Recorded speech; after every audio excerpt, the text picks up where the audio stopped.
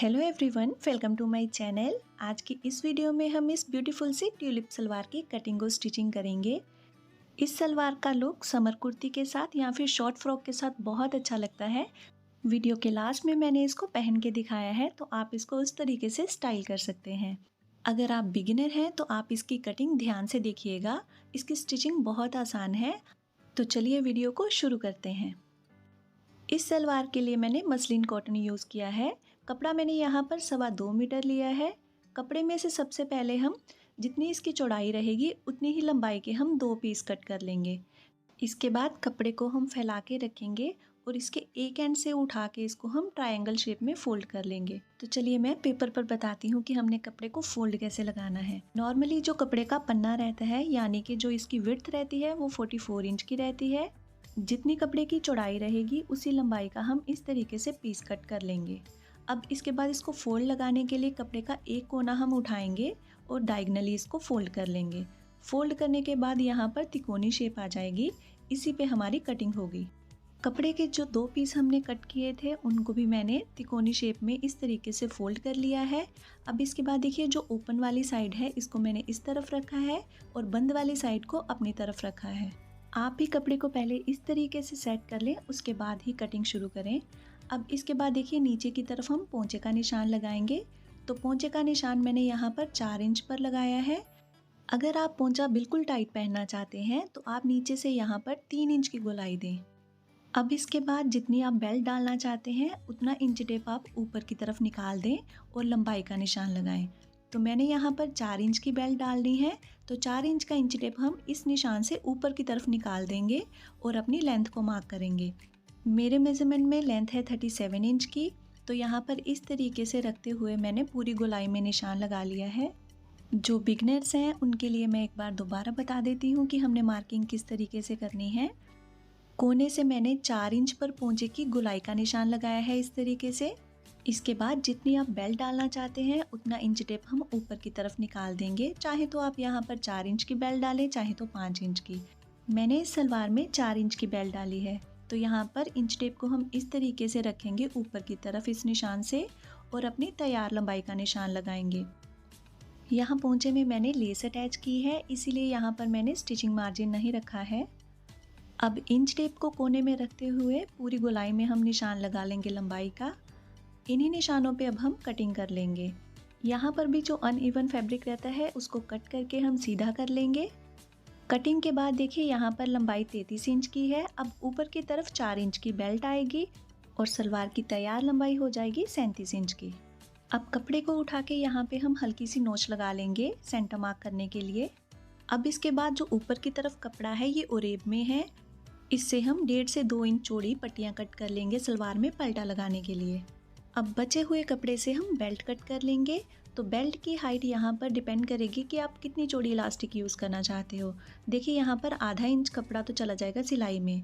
उसके बाद यहाँ पर मैंने 4 इंच पर निशान लगाया है।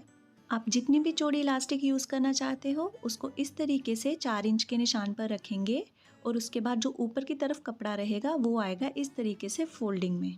बेल्ट के लिए मैंने यहाँ पर 8 इंच की हाइट का और 24 इंच की विड्थ का कपड़ा इस तरीके से कट कर लिया है। अब इसके बाद हम सलवार की स्टिचिंग करेंगे। तो स्टिचिंग में सबसे पहले जो हमने ओरेब पट्टियाँ कट की थी उनको जॉइंट लगा के एक लंबी पट्टी तैयार करेंगे।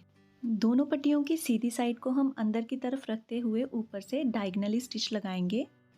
स्टिच लगाने के बाद एक्स्ट्रा कपड़े को हम कट कर लेंगे और इसी तरीके से बाकी की पट्टियों को भी हम स्टिच कर लेंगे। स्टिच लगाने के बाद जॉइंट को इस तरीके से खोलेंगे और ऊपर से प्रेस कर लेंगे और एक पट्टी को यहाँ पर दोनों साइड से हम फोल्ड कर लेंगे, इससे इसको लगाने में आसानी रहेगी। कपड़े की जो राइट साइड रहेगी उसके ऊपर हम लेस की जो राइट साइड है उसको इस तरीके से रखेंगे और ऊपर से पट्टी को इस तरीके से रखते हुए एक पैर के मार्जिन से पूरे में स्टिच लगा लेंगे। सलवार में जो मैंने लंबाई का निशान लगाया था वहाँ से मैंने इस लेस को स्टिच करना शुरू किया है। ये वीडियो मैंने स्पेशली बिगिनर्स के लिए बनाई है, इसीलिए यहाँ पूरी गोलाई में मैंने लेस को अटैच कर लिया है ताकि उन्हें कन्फ्यूज़न ना हो। कई बार होता क्या है कि जब हम आधे तक लेस अटैच करते हैं तो जो बिगिनर्स हैं उनसे गलती से एक ही तरफ के दोनों पल्ले तैयार हो जाएंगे। तो उस चीज़ को अवॉइड करने के लिए यहाँ पूरी गोलाई में मैंने लेस अटैच कर दी है। इससे आपकी आधे से 1 मीटर लेस तो एक्स्ट्रा लगेगी, लेकिन स्टिचिंग में कोई कन्फ्यूज़न नहीं रहेगी। तो देखिए यहाँ पर एक पल्ले के साथ मैंने लेस अटैच कर दी है। अब अंदर की तरफ जो इसका पलटा रहेगा वहाँ पे मैंने तुरपाई कर दी है। तुरपाई से इसकी फिनिशिंग ज़्यादा अच्छी आती है। आप चाहें तो यहाँ पर सिलाई भी लगा सकते हैं। इस सलवार की प्रॉपर फिनिशिंग और ये पट्टियाँ यूज़ करने से ही आती है। सेम इसी तरीके से मैंने दूसरा पल्ला भी तैयार कर लिया है। अगर आप लेस थोड़ी कम यूज़ करना चाहते हैं तो यहाँ ऊपर से 17 से 18 इंच छोड़ने के बाद आप लेस अटैच करना शुरू करें, क्योंकि ये पार्ट हमारा दिखाई नहीं देगा। सलवार की कटिंग के टाइम पे जो सेंटर में हमने कट लगाया था वहाँ से पकड़ के हम इसको इस तरीके से फोल्ड कर लेंगे। सलवार के दोनों पल्लों को यहाँ पर मैंने फोल्ड कर कर रख लिया है। इसके बाद लेस वाली साइड से हम 4 से 5 इंच तक यहाँ मार्क कर लेंगे। मैंने ये मार्क यहाँ पर 5 इंच पर लगाया है। इसके बाद इन्हीं निशानों पे हम सलवार को ट्यूलिप की शेप में सेट कर लेंगे। इसके बाद जो दोनों 5 इंच पर निशान लगाए थे उनको इस तरीके से हम सेंटर में सेट कर लेंगे। सेट करने के बाद ऊपर की तरफ यहाँ पर मैंने पिन्स लगा दी हैं। अब इसके बाद जो अंदर की तरफ कपड़ा रहेगा उस पे हमारी सिलाई आएगी, तो वहाँ पर भी हम पिन्स लगा देंगे। नीचे से आप जितना भी पोंचा खुला रखना चाहते हो यहाँ पर मार्क कर लें। इसके बाद दोनों पल्लों का फोल्ड हम बड़े ध्यान से लगाएंगे। सलवार का एक पल्ला इस तरफ आया है तो दूसरा पल्ला इसके अपोजिट आएगा, यानी कि दोनों फोल्ड एक दूसरे को फेस करेंगे। जो 5 इंच के मार्क हमने लगाए हैं उनको इस तरीके से हम सेंटर में सेट करेंगे और इस पार्ट को भी हम ट्यूलिप की शेप में सेट कर लेंगे। तो देखिए यहाँ पर इस तरीके से दोनों पल्ले एक दूसरे को फेस करेंगे। इसके बाद अंदर की तरफ जो कपड़ा रहेगा उसको मैंने यहाँ पिन से सेट कर लिया है ताकि सिलाई लगाने में आसानी रहे। नीचे वाले पल्ले की लेस जहाँ पर टच करेगी वहाँ से हम सिलाई लगाना शुरू करेंगे और ऊपर तक सिलाई लगा लेंगे। अब इसके बाद सलवार के आसन की कटिंग करेंगे। उसके लिए इस पल्ले को उठा के सिंपली हम इसके ऊपर रखेंगे और इसको सेट कर लेंगे। आसन की लंबाई का निशान यहाँ पर मैंने 11 इंच पर लगाया है। इसके बाद 1.25 से 1.5 इंच तक की हम अंदर की तरफ गोलाई डाल देंगे। इसी निशान पर हम आसन की कटिंग कर लेंगे।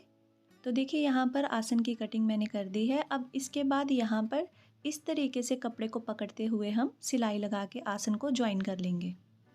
आसन की सिलाई लगाने के बाद सलवार को हम फैला कर रखेंगे।